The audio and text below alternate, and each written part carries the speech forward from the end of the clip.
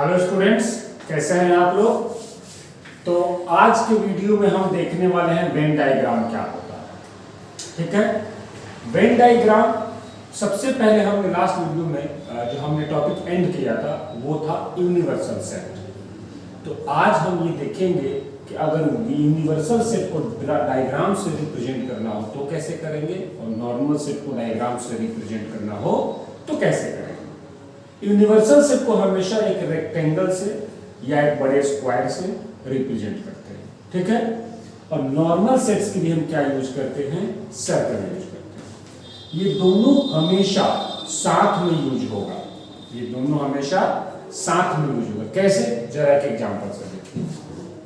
U एक universal set है, ठीक है, 1 2 3 4 एंड 5। और एक सेट A है, इसका ये यूनिवर्सल सेट है। मैंने बताया था कि अगर सेट A के लिए ये यूनिवर्सल सेट है तो सेट A जो होगा वो U का क्या होगा, सबसेट होगा। तो क्या A U का सबसेट है? हाँ है, तो U इसके लिए यूनिवर्सल सेट का काम करेगा। अब अगर इसको, इस दोनों सेट को वेन डायग्राम से रिप्रेजेंट करना हो तो कैसे करेंगे।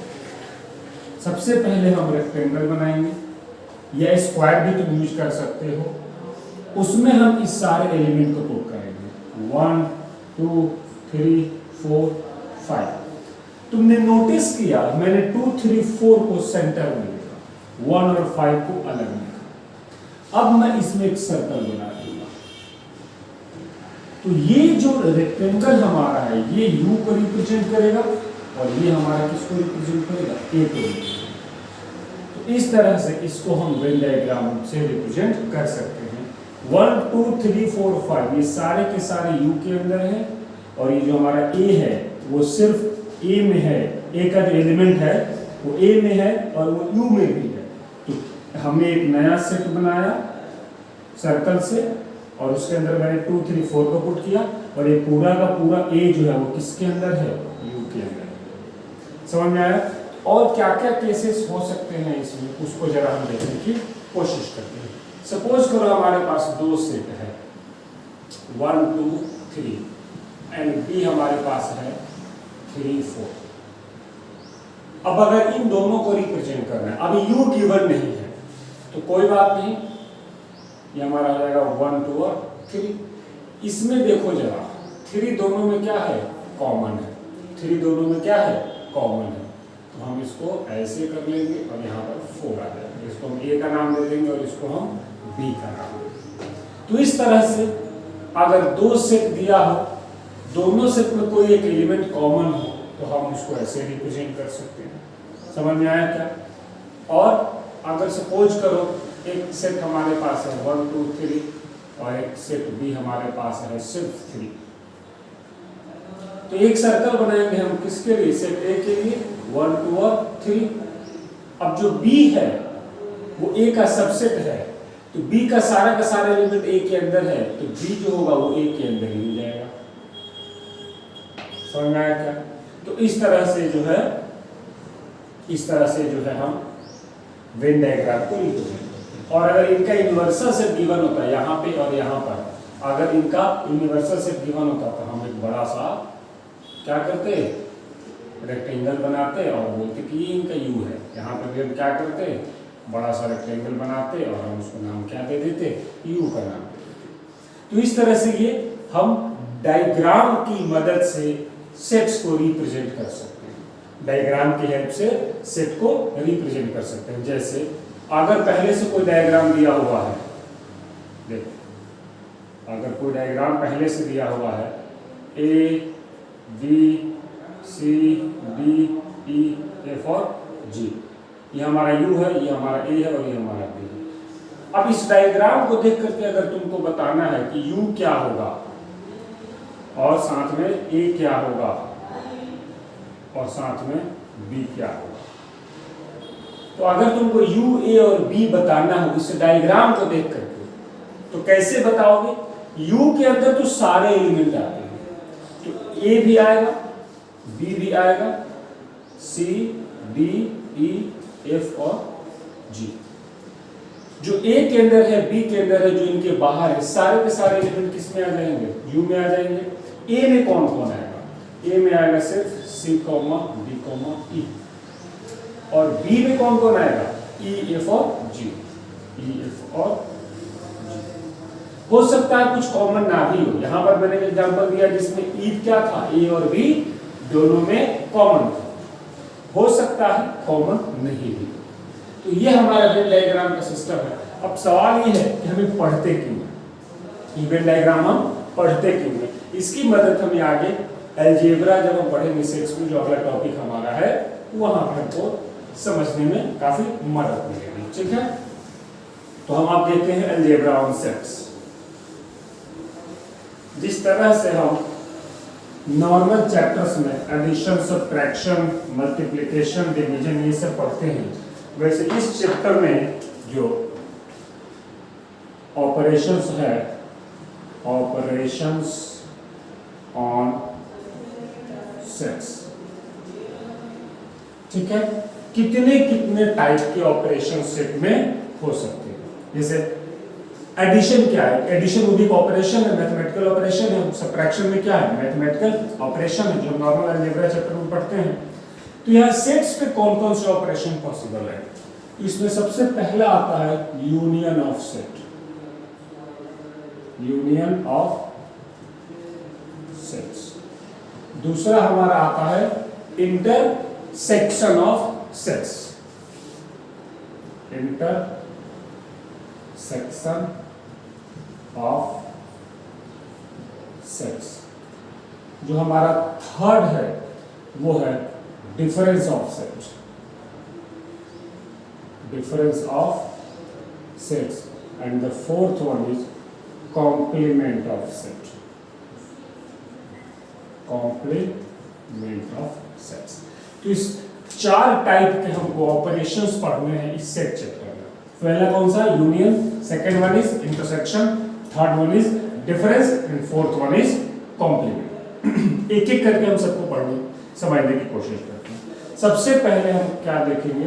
यूनियन। सबसे पहले हम क्या देखेंगे? Union of sets. तो यूनियन ऑफ सेट का डेफिनेशन क्या है? कि यूनियन ऑफ सेट, ये जो चारों के चारों ऑपरेशन है, ये अप्लाई किस पर होते हैं? टू और मोर देन टू सेट्स अगर आपके पास है तभी ये अप्लाई होगा। तो ये अप्लाई कहां होगा? ये यूनियन अप्लाई कहां होगा? अप्लाई ऑन टू और मोर देन टू सेट्स। जब हमारे पास दो या दो से ज्यादा सेट्स हों तो वहां पे यूनियन ऑफ सेट अप्लाई किया जा सकता है। किसी सिंगल सेट पर यूनियन अप्लाई नहीं होगा। क्या होता है यूनियन?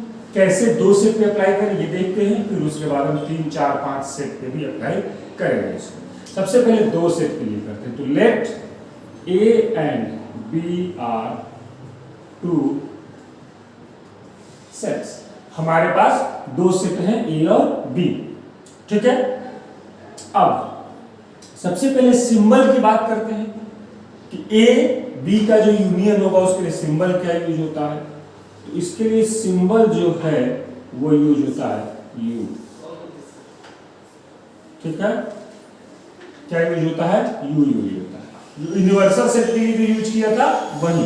तो वहां पे जो यू होता है वो किसी सेट को रिप्रेजेंट करता है। ये कैसे होगा? जैसे देखो ए यूनियन बी, इसको हम रिप्रेजेंट करेंगे ऐसे। ये हमारा क्या हो गया? सिंबल हो गया। ये हमारा क्या हो गया? सिंबल हो गया, ठीक है। तो ए यूनियन बी कैसे रिप्रेजेंट होगा? ऐसे रिप्रेजेंट होगा। और ये भी एक, it is also a new set. तो जब हम दो सेट के ऊपर यूनियन ऑपरेशन को अप्लाई करेंगे तो उसका सिंबल क्या होगा? ए यूनियन बी होगा। और ये जो ए यूनियन बी होगा ये भी एक नया सेट होगा, ये भी एक नया सेट होगा। तो सवाल अब ये है कि इस नए सेट में एलिमेंट कौन कौन होगा? इस नए सेट में एलिमेंट कौन कौन होगा? तो इसका डेफिनेशन है इसके अंदर x आएगा एलिमेंट, इसके अंदर एलिमेंट क्या होगा, x आएगा, और वो क्या होगा, x बिलोंग्स टू A और x बिलोंग्स टू B। ये इसका डेफिनेशन है, ये इसका क्या है, डेफिनेशन है। ये इसको तुमको समझना पड़ेगा। मैंने यहां पर लिखा क्या, मैंने यहां पे लिखा x बिलोंग्स टू A और x बिलोंग्स टू B, यानी कि जो इसके एलिमेंट्स हैं वो या तो B में होने चाहिए या तो A में होने चाहिए, दोनों में से किसी एक में जरूर होने चाहिए। ठीक है, इसको अगर तुम और सरल भाषा में समझने की कोशिश करो और इजी लैंग्वेज में समझने की कोशिश करो तो इसका मतलब होता है include all elements of set A and B without repetition,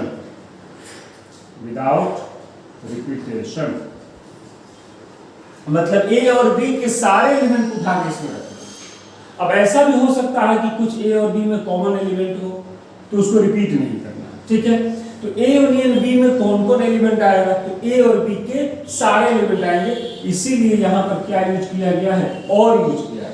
और का मतलब होता है या, तो या तो A का एलिमेंट या तो B का एलिमेंट, दोनों में से किसी में भी अगर X है तो वो इस सेट के अंदर जरूर आएगा। अगर वो A में आ रहा है तब भी A यूनियन B में आएगा, अगर वो B में आ रहा है तो भी A यूनियन B में आएगा। तो इसके एग्जांपल देखते हैं जरा। ठीक है, तो सपोज करो हमारे पास एक सेट है 1 2 3 और एक भी हमारे पास सेट है 5 6। तो इस दोनों पे अगर मैं यूनियन अप्लाई करूं, इस दोनों पे अगर मैं यूनियन अप्लाई करूं तो इसके अंदर कौन कौन एलिमेंट आएगा, तो जो A में होगा वो भी आएगा और जो B में होगा वो भी आएगा। A के अंदर कौन कौन है 1 2 3 ये भी आएगा, B में कौन है 5 6 तो ये भी आएगा। तो ये तुम्हारा क्या हो गया, A यूनियन B हो गया। एक और एग्जांपल देखते हैं। अगर सेट A है हमारे पास A B C D और सेट हमारे पास B है C D E F और G। अब यहां पर A यूनियन B क्या होगा, A का सारा एलिमेंट मैंने लिखा A B C और D, अब B की भी सारे एलिमेंट आएंगे इसमें। तो जब स्टार्ट करूंगा तो ये जो CD है ये ऑलरेडी कहां है, A में है, तो वो ऑलरेडी इसमें यूज हो चुका है, तो रिपीट नहीं करेंगे क्योंकि मैंने पहले बताया हुआ है कि किसी भी सेट के अंदर एलिमेंट रिपीट नहीं होते। तो A यूनियन B भी क्या है, नया सेट है। A यूनियन B भी क्या है, एक नया सेट है। तो सेट के हर प्रॉपर्टी को ये भी फॉलो करेगा और सेट की प्रॉपर्टी ये कहती है कि एलिमेंट रिपीट नहीं होगा, एलिमेंट रिपीट नहीं होगा। तो C और D हमने कहां से उठाया था, A से उठाया था, अभी ये B में भी है तो ऑलरेडी पहले ही आ गया है तो हम उसको छोड़ देंगे। बच गया क्या EFG, तो हम EFG लिखेंगे। तो ये हमारा क्या हो जाएगा, A यूनियन B हो जाएगा। समझ में आया क्या? ठीक है, एक एग्जांपल और लेते हैं। हमारे पास A है 1 2 3 और हमारे पास B है 2 3। अब अगर मैं यहाँ पर A यूनियन B निकालूं तो 1 2 3 तो मैंने A का सारा एलिमेंट ले लिया। अब B का एलिमेंट क्या है 2 3 जो पहले ही आ चुका है क्योंकि इसके सारे एलिमेंट A के अंदर है। तो अब इसमें से कुछ एक्स्ट्रा लेने की जरूरत है क्या, नहीं, ऑलरेडी इसका सारा एलिमेंट आ चुका है। तो यही हमारा 1 2 3 की इक्वल होगा। बच्चे बोलेंगे सर ये तो B के इक्वल भी आ गया, तो हाँ A यूनियन B के इक्वल भी आ गया। ये आगे प्रॉपर्टी भी देखेंगे इसके बारे में। ठीक है, तो ये कुछ एग्जांपल्स थे जिससे मैंने तुमको क्या बताया, यूनियन ऑफ सेट्स क्या होता है, एग्जांपल्स। अब वेन डायग्राम से अगर रिप्रेजेंट करना हो तो वेन डायग्राम से इसको कैसे रिप्रेजेंट करें, वेन डायग्राम का यहां पर क्या यूज है उसको जरा देखते हैं।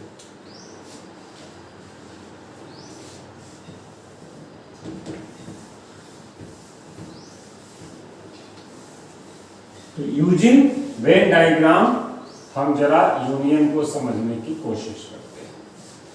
अब अगर सबसे पहले एक छोटी सी बात मैं बता दूं कि अगर किसी भी यूनिवर्सल सेट के अंदर किसी भी यूनिवर्सल सेट के अंदर अगर दो सेट को रिप्रेजेंट करना हो ए और बी को, तो तुम्हारे पास तीन ऑप्शन है। एक ऑप्शन ये है, एक ऑप्शन ये है और एक ऑप्शन ये है। तुम किसको यूज करोगे हमेशा? तो बच्चे बोलेंगे सर वो तो सेट के ऊपर डिपेंड करेगा। जैसे इसके लिए मैं एक एग्जांपल दे दूं, a इक्वल टू 1 2 3 और b इक्वल टू 4 5। यहाँ 1 2 3 आ गया, यहाँ पर 4 5 आ गया। इसके लिए मैं एग्जांपल दे दिया 1 2 3 और b मैंने दे दिया 3 4। 1 2 3 दोनों में है, 3 कहाँ है? दोनों में है, तो जो कॉमन प्लेस है वहां मैं 3 दे दूंगा और 4। और इसके लिए एग्जांपल हो गया 1 2 3 और b हमारा हो गया 3 6। तो 1 2 ये a में है लेकिन b में नहीं है। 3 क्या है? a में भी है और b में भी है, तो b इसके अंदर ही आ जाएगा क्योंकि b का सारा एलिमेंट इसमें। तो ये तीन तरीके से रिप्रेजेंट कर सकते हो। बट हम अगर हमको पहले से दो सेट का वैल्यू गिवन नहीं है, जब हम a यूनियन b को डिफाइन करते हैं तो a और b का वैल्यू गिवन नहीं होता है, सिंपली हम डिफाइन कर देते हैं। तो हम हमेशा अगर मान लो ये नहीं दिया हो, अगर ये नहीं दिया हो, अगर ये नहीं दिया हो और तब मैं बोलूं कि दो सेट है, उसको मैं ऐसे रिप्रेजेंट करूं कि ऐसे रिप्रेजेंट करूं कि ऐसे रिप्रेजेंट करूं, तो तुम कहोगे सर जब तक आप दोनों सेट का वैल्यू नहीं दोगे तब तक पता कैसे चलेगा कि ये वाला है कि ये वाला है कि ये वाला है? तो हम एक यूनिवर्सल डायग्राम बनाते हैं जो हर केस में वैलिड होगा, और वो जो हमारा डायग्राम है वो है ये वाला। ठीक है, देखो मुझे नहीं पता है कि ए और बी में क्या है, मैं फिर भी इसको ऐसे ही रिप्रेजेंट करूंगा। इसमें इस डायग्राम में ये तीनों केस आ सकता है। कैसे? तो जरा देखो, हम इसी में तीनों केस को बनाएंगे। ठीक है, तीनों के लिए हम इसी को यूज करेंगे। सबसे पहले इसको देखते हैं, 1 2 3 1 2 3 4 5 4 और 5। इसमें कॉमन नहीं था, तो ये भी गलत डायग्राम नहीं है, ये भी सही है। बट हम एक ऐसा डायग्राम बनाएंगे जो हर केस में वैलिड हो। हमको ए बी का वैल्यू पता हो तब भी वैलिड हो, नहीं पता हो तब भी वैलिड हो। तो ये वो डायग्राम है जो हर केस में वैलिड होता है, ये हर केस में वैलिड नहीं होगा। तो यहां देखो कॉमन जो था उसको मैंने क्या किया, ब्लैंक छोड़ दिया। तो ये वाला केस इसमें कवर होगा या कि नहीं होगा? अब इसको देखते हैं, ये इजी है, ये तो 1 2 जो कॉमन है वो कॉमन में आ जाएगा और ये अलग हो जाएगा। अब अगर मैं पहले से ऐसा बना लेता तो इसको तो मैं सेटिस्फाई कराता, बट इसको कैसे सेटिस्फाई कराता? तो ये वाला केस ये कंसीडर नहीं कर सकता। तो इसीलिए बिना सोचे समझे अगर वेन डायग्राम में दो सेट को रिप्रेजेंट करना हो तो हमेशा हम इस तरह से करेंगे। बाद में जब वैल्यू पता चलेगा और अगर कुछ कॉमन हुआ तो ऐसे लिख देंगे, कॉमन नहीं हुआ तो ऐसे लिख देंगे। तीसरा केस भी आ जाएगा, 1 2 3 बस हो गए। ठीक है, तो इसमें क्या था, बी में सिर्फ 3 था, तो अब बी यहां पर मैंने कॉमन में ले लिया, अब या इसको हम खाली छोड़ देंगे। तो यहां से कंक्लूजन ये निकला कि जब भी किसी दो सेट को वेन डायग्राम से रिप्रेजेंट करना हो तो हमेशा हम किस डायग्राम को यूज करेंगे? हमको ए और बी का वैल्यू पता हो तब भी और नहीं पता हो तब भी हम इस तरह से लेंगे, ये ए और ये बी। तो दो सेट को वेन डायग्राम में यूनिवर्सल सेट के साथ हमेशा ऐसे रिप्रेजेंट करेंगे। ठीक है, अब जब वैल्यू पता होगा तो उसके अकॉर्डिंग हम इसको क्या कर देंगे, फिर कर देंगे। ठीक है, और अगर तीन सेट को रिप्रेजेंट करना हो वो भी अभी मैं बता ही देता हूं, ए और बी ये तो 2 का हो गया और सी ये हो जाएगा। तो ये वाला जो हिस्सा होगा उसमें वो एलिमेंट आएगा जो सिर्फ ए में है, वो बी और सी में नहीं है। सिमिलरली यहां पर ओनली बी आएगा और यहां पर ओनली सी आएगा। जो ये वाला हिस्सा होगा इसमें ए और बी में जो कॉमन होगा वो आएगा, जो कि ए में हो बी में हो लेकिन सी में नहीं हो। सिमिलरली यहां कौन आएगा, जो बी सी में हो ए में नहीं हो, और यहां कौन आएगा, जो ए और सी में हो बट बी में नहीं हो, और यहां कौन आएगा जो तीनों में। तो अगर हमको वैल्यू पता चलेगा तो जो एलिमेंट जैसे एडजस्ट होने वाला होगा उसको एडजस्ट कर देंगे। अगर ऐसा कोई एलिमेंट ही ना हो कि ए में बी में सी तीनों में हो, तो हम ये जो पार्ट है इसको हम क्या कर देंगे, खाली छोड़ देंगे। तो इस तरह से अगर दो सेट को रैंडमली रिप्रेजेंट करना हो तो ऐसे करेंगे, और अगर तीन सेट को करना हो तो ऐसे करेंगे। ठीक है, अब हम आते हैं यूनियन ऑफ सेट को कैसे वेन डायग्राम से रिप्रेजेंट करें। ठीक है, तो union that means A union B. अब अगर इसको वेन डायग्राम से रिप्रेजेंट करना हो तो ए यूनियन बी में मैंने क्या कहा था कि ए का एलिमेंट भी आएगा और बी का एलिमेंट भी आएगा। तो ये जो शेडेड रीजन मैं बना रहा हूं जरा देखो,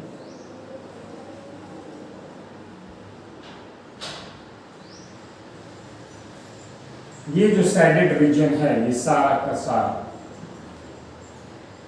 ये सब किसको रिप्रेजेंट होगा, ए यूनियन को। ए यूनियन बी क्या होगा, शेडेड रीजन। तो ये तो मैंने शेडेड फॉर्मेट में समझाया। अब अगर यहां पे ऐसा गिवन हो ए बी सी, यहां पे ए बी सी क्या है, number of element in that region. ठीक है, कितने एलिमेंट हैं, जैसे 1 2 3 A B alpha beta gamma delta. मैं पूछूं ए क्या है, ए हमारा क्या है 3, ए हमारा क्या है 3। बी पूछूं तो क्या है, बी है हमारा क्या 2, और अगर मैं सी पूछूं क्या है तो सी क्या है हमारा 4। इस रीजन में कितने एलिमेंट अवेलेबल है, वो ए हो गया। इस रीजन में कितने एलिमेंट है, वो बी हो गया, और इस रीजन में कितने एलिमेंट है, वो सी हो गया। तो यहां पे मैंने लिखा है ए बी सी क्या, number of elements in that region. तो यहां पे अगर मैं तुमसे पूछूं कि ए यूनियन बी में एलिमेंट कितने होंगे, ये सिंबल तुमको पता है, एन लगाने का मतलब नंबर ऑफ एलिमेंट। तो ये हमारा ए प्लस बी प्लस सी होगा कि नहीं, ये भी आएगा, ये भी आएगा, ये भी आएगा। समझ आया क्या। तो इस तरह से हम यूनियन को वेन डायग्राम में रिप्रेजेंट करेंगे। ये शेडेड रीजन हो गया और ये हमारा हो गया नंबर ऑफ एलिमेंट के फॉर्म में। तो एक एग्जांपल लेके देखते हैं जरा। अगर सपोज करो हमारे पास एक u है 1 to 20, मैंने शॉर्ट में लिख दिया 1 to 20, नेचुरल नंबर होगा इसके अंदर 1 से 20 के अंदर। ठीक है, नेचुरल नंबर शॉर्ट में एग्जांपल मैंने लिख दिया। ये हमारा हो गया 1 to 5, ठीक है, और b हमारा हो गया 3 to 10। मैं शॉर्ट में लिख रहा हूं, तुम लोग समझ लेना, ये सब नेचुरल नंबर है। अब अगर यहां पर ए यूनियन बी हमको लिखना हो तो ये क्या होगा, 1 से 5 तक तो आएगा।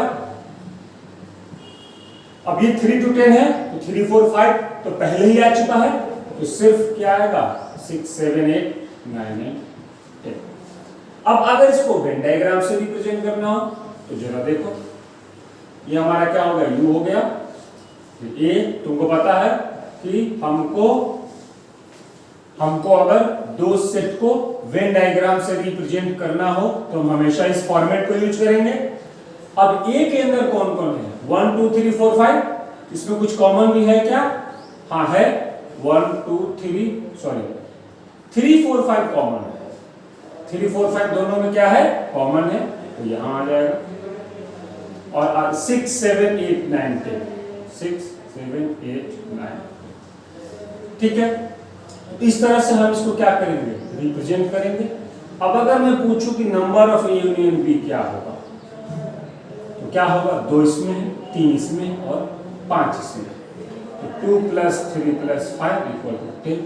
जरा देखो इसमें 10 एलिमेंट है, इनमें, लेकिन यू में 1 to 20 था, तो 1 to 10 तो ए और बी में आ गया, बाकी जो बचा 11 12 13 14 15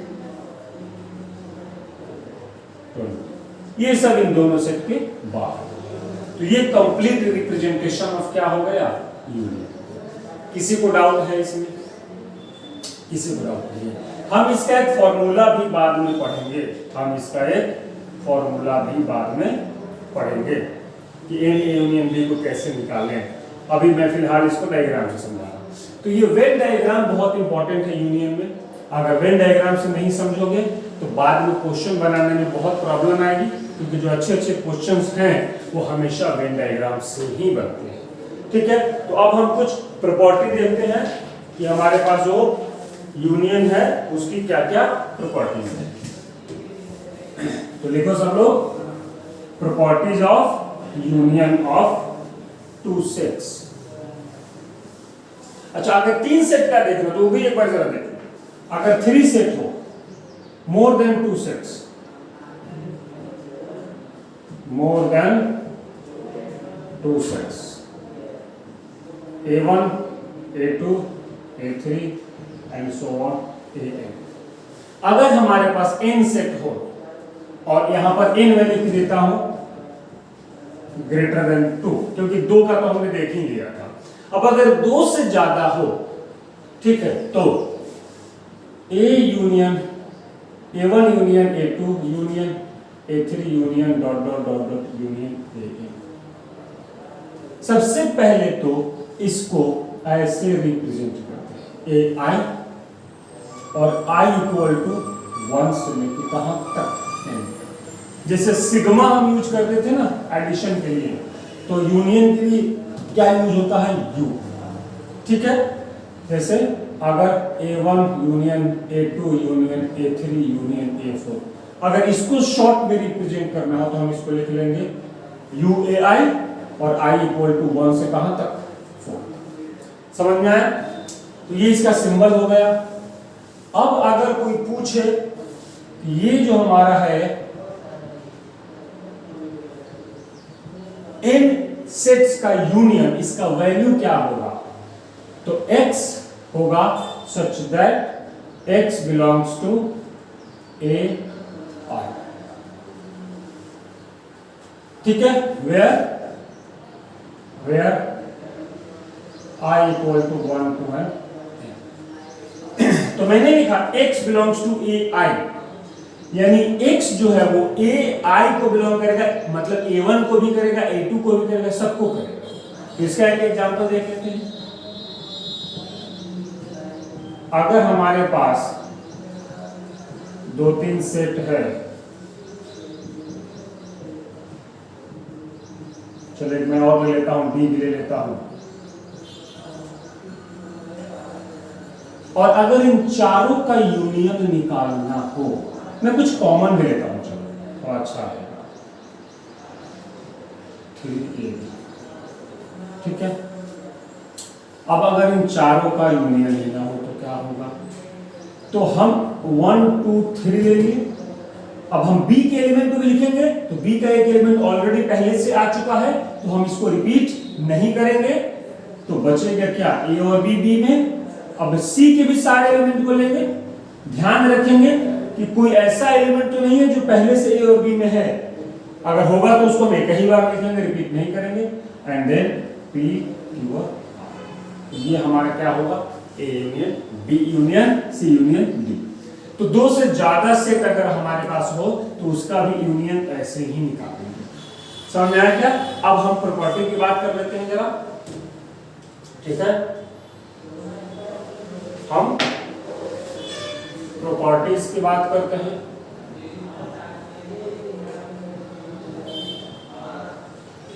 ठीक है, सबसे पहला प्रॉपर्टी कॉम्यूटेटिव।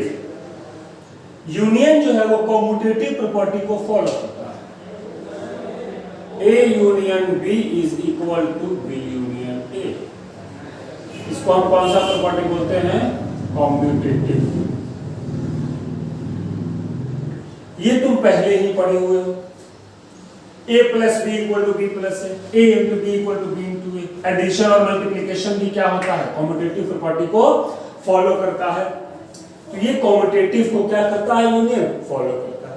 अब इसी एग्जांपल में अगर मान लो कि एग्जांपल में देके दिखाऊं तुमको, 1 2 5 7 एंड B इक्वल टू 5 7 10। अगर A यूनियन B निकालूं तो A के सारे एलिमेंट को लिखूंगा और B के भी सारे एलिमेंट को लिखूंगा, तो B के दो एलिमेंट तो पहले से ही आ चुके हैं, तो बचेगा क्या? 10। अब अगर मैं B यूनियन A निकालूं तो मैं पहले B के सारे एलिमेंट को लिखूंगा, अब A पे आऊंगा 1 2, जैसे 5 और 7 के पास आऊंगा मुझे क्या दिखेगा कि वो पहले से ही अवेलेबल है, ये हो जाएगा। अब जरा इन दोनों को फोकस करो, क्या A union B union A के इक्वल है? आंसर है यस, ये इक्वल है, क्योंकि दोनों का एलिमेंट सेम है। 1 यहां पर है, 1 यहां भी है, 2 भी है, 5 7 तो पहले से ही था, बच गया 10, तो 10 भी आ गया।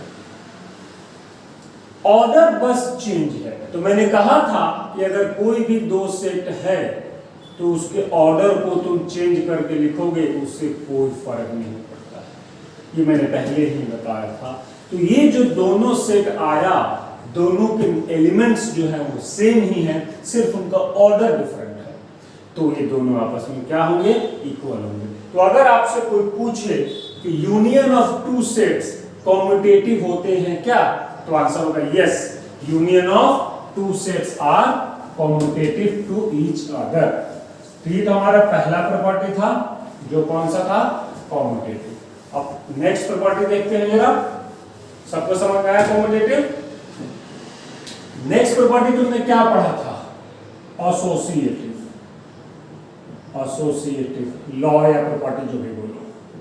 पहले हमने देखा कॉम्यूटेटिव, अब एसोसिएटिव। एसोसिएटिव हमेशा 3 नंबर के लिए आता था, एडिशन में और मल्टीप्लिकेशन में, तो यहां 3 सेट के लिए आएगा, A union B union C।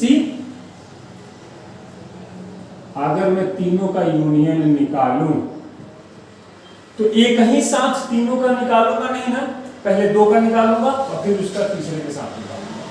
तो 2 का मैं निकाल सकता हूं, हो सकता है कि पहले मैं A यूनियन B निकालूं और उसको C के साथ यूनियन करूं फिर से, या पहले B और C का यूनियन ले लूं और उसका फिर A के साथ करूं। तो तुम इसके एग्जाम्पल को भी चेक कर सकते हो, तुम इसको खुद से करना, ये तुम्हारा होमवर्क है।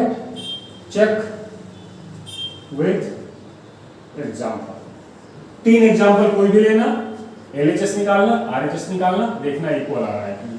अगर नहीं आएगा, ठीक है, तो कमेंट बॉक्स में आके कमेंट करना, मैं नेक्स्ट क्लास में इसका एक और एग्जाम्पल दूंगा। थर्ड, अगर A यूनियन 5 निकालो तो ये क्या होगा? A यूनियन 5 निकालो तो ये क्या होगा? ठीक है, इसको बोलते हैं law of identity. Law of identity, A के इक्वल ही आएगा, लॉ ऑफ आइडेंटिटी। कैसे? तो A में सपोज करो अगर A B और C है तो 5 क्या होगा? 5 तो इससे खाली ही रहेगा। अब अगर यहां पे मैं A यूनियन 5 निकालूं, A के सारे एलिमेंट को लूंगा मैं और 5 के भी सारे एलिमेंट को लूंगा मैं, तो 5 में तो एलिमेंट ही नहीं है तो कुछ भी नहीं लूंगा, तो यही हो जाएगा। तो ये वापस A के इक्वल हुआ कि नहीं हुआ? तो ये हमारा होगा एसोसिएटिव और ये हमारा क्या हो गया? Law of identity. ठीक है, अब इसके बाद आइडेंपोटेंट लॉ एक है, जो फोर्थ है वो क्या है? आइडेंपोटेंट लॉ। इन सब का नाम याद रखना कोई खास जरूरी नहीं है, ठीक है, अगर आएगा भी तो तुमको क्लियरली वो लिख करके देगा कि इस कंडीशन को वेरीफाई करो। ये क्या होता है कि अगर A का मैं A के साथ ही निकालू यूनियन तो क्या होगा? वापस A ही हो जाएगा, ये मुझे बताने की जरूरत नहीं है। A यूनियन A निकालूंगा तो क्या होगा? A और A का एलिमेंट लूंगा तो A और A में तो सेम ही एलिमेंट होगा। फिफ्थ जो है हमारा, अगर A का यूनियन यूनिवर्सल सेट के साथ निकालो तो क्या होगा? A का यूनियन यूनिवर्सल सेट के साथ निकालो तो क्या होगा? ये U हो जाएगा। क्या होगा? u हो जाएगा। क्यों? क्योंकि a के सारे एलिमेंट को लिखूंगा और u के सारे एलिमेंट को भी लिखूंगा। तो यहां पर क्या होता है, a जो है वो सबसेट ऑफ u होता है कि नहीं होता है? हमेशा हमेशा जो a होता है वो क्या होता है? u का सबसेट होता है। तो a का सारा एलिमेंट तो u में होता ही है। तो अगर मैं यूनियन लूंगा तो a के सारे एलिमेंट को भी लिखूंगा, u के सारे एलिमेंट को भी लिखूंगा, तो ये वापस से क्या बन जाएगा? u ही बन जाएगा। ये हो गया, ठीक है। कुछ प्रॉपर्टी और भी है। इफ, हालांकि हर जगह मिलेगा नहीं, बुक में क्वेश्चंस में डायरेक्ट मेंशन होता है, कई बुक में डायरेक्ट क्वेश्चन में गिवन होता है। a is subset of b। अगर a b का सबसेट है तो a यूनियन b क्या होगा? a अगर b का सबसेट है तो a यूनियन b b के इक्वल ही हो जाएगा। एग्जांपल, a मैंने लिया a b और c, और a जो है वो b का सबसेट है, तो a का सारा एलिमेंट किसमें होना चाहिए? b में होना चाहिए। तो सपोज करो b हमारा है a b c। अब अगर मैं यहां पर a यूनियन b निकालूं तो क्या होगा? a के सारे एलिमेंट को लूंगा मैं और b के भी सारे एलिमेंट को लूंगा, तो b का 3 एलिमेंट पहले से ही आ चुका है। अब ये बच गया d और e, ये b के इक्वल ही आया कि नहीं आया? तो यहां से a यूनियन b के इक्वल हो जाएगा। कब? जब a क्या हो? b का सबसेट हो। यही यहां पर अप्लाई हुआ था, अगर ध्यान से देखो। a यूनियन u के इक्वल हो गया। क्यों? क्योंकि a जो है वो u का क्या है? सबसेट है। ये हमेशा u का सबसेट होता है, इसीलिए यहां पर कंडीशन नहीं लगाया गया। और a और b के फॉर्मेट में a यूनियन b के इक्वल तभी होगा जब a b का क्या हो? सबसेट। तो कई जगह पर कुछ ऐसा भी लिखा हुआ मिलता है, a यूनियन b बराबर a। तो बताओ कौन किसका सबसेट है? 3 ऑप्शन मिलेगा, a subset of b subset of a, या फिर कैन नॉट से, नहीं पता, डोंट नो। तो यहां पर a यूनियन b a के इक्वल है, तो a का सारा एलिमेंट भी इसके अंदर होना चाहिए और b का सारा एलिमेंट भी इसके अंदर होना चाहिए। तो अगर यहां से मैं कंपेयर करूं तो क्या b सबसेट ऑफ a होगा? हाँ होगा। क्यों? क्योंकि b का सारा एलिमेंट a के अंदर होगा। तभी तो जब दोनों का यूनियन लेंगे तो a और b दोनों का एलिमेंट जब लिखने जाएंगे तो जब a का सारा एलिमेंट इसमें लिख लेंगे, b को लिखने की जरूरत नहीं पड़ेगी, क्योंकि b का सारा एलिमेंट तो इसके अंदर ही है। तो जो आएगा उससे क्या आ जाएगा? a आएगा। तो इस एग्जांपल से भी समझ सकते हैं। तो इस तरह से हमारे ये कुछ प्रॉपर्टी हो गए, ठीक है, जो हमने देखा। कॉम्यूटेटिव, एसोसिएटिव, आइडेम्पोटेंट, ठीक है। और फिर ये सबसेट वाला जो केस है इसको हमने देख लिया। इन सब का कोई नाम नहीं है, ये बिना नाम के ही है। इन सब के कुछ नाम मेंशन है, हालांकि इससे कोई फर्क नहीं पड़ता। जब एग्जाम में आएगा तो सब्जेक्टिव पेपर में आएगा वेरीफाई करने के लिए कि वेरीफाई करो इस प्रॉपर्टी को, और ऑब्जेक्टिव में तो हम सिर्फ इसका यूज करेंगे, ठीक है।